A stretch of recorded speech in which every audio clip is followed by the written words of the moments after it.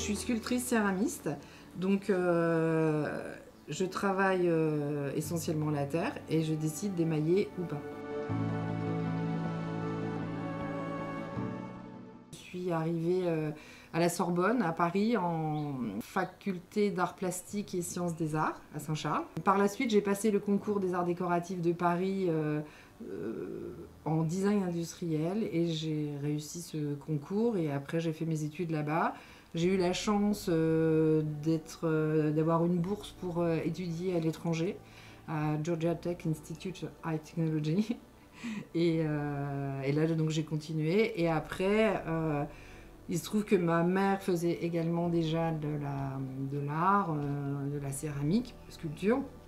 Donc moi, je baignais dedans. Et donc, j'ai continué mes études comme ça et mes recherches personnelles dans des ateliers, notamment l'atelier d'Olivier Hout, qui travaille une partie de l'année au Vietnam et une partie de l'année en France, et qui m'a enseigné la technique du raku, la cuisson ancestrale.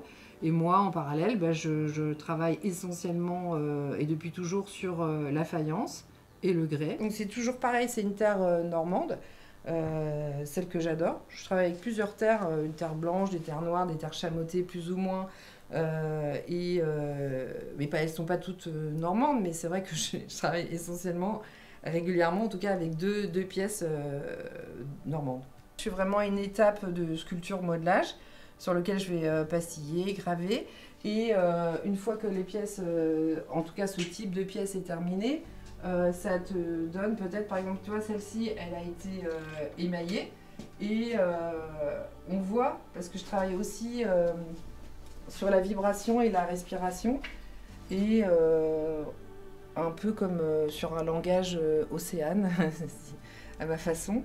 Et donc ce qui est très important pour moi, c'est vraiment essayer de, toujours dans l'idée d'équilibre et de déséquilibre, faire ce type de pièce. Tu vois, par exemple, là j'en ai une autre qui est derrière, tu vois, qui est une Limetanguérem et Totem, et tu vois, toujours sur la vibration et la respiration.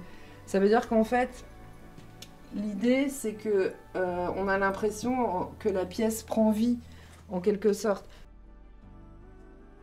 Toujours dans l'idée de ma démarche avec le fil conducteur qui est l'équilibre et le déséquilibre dans l'ensemble de mes univers, ben là c'est vraiment ça, je cherche, je sais que je veux faire une sculpture où il va y avoir par exemple beaucoup de balance au niveau, évidemment au niveau sculptural, mais aussi au niveau coloriel et au niveau de toute la vibration et l'oscillation. Et donc c'est pour ça que j'interviens aussi avec les cordes à piano qui sont, comme je le disais précédemment, comme l'idée d'une mélodie silencieuse et qui permet aussi de jouer toujours sur le mouvement et l'oscillation tout doucement et les vibrations.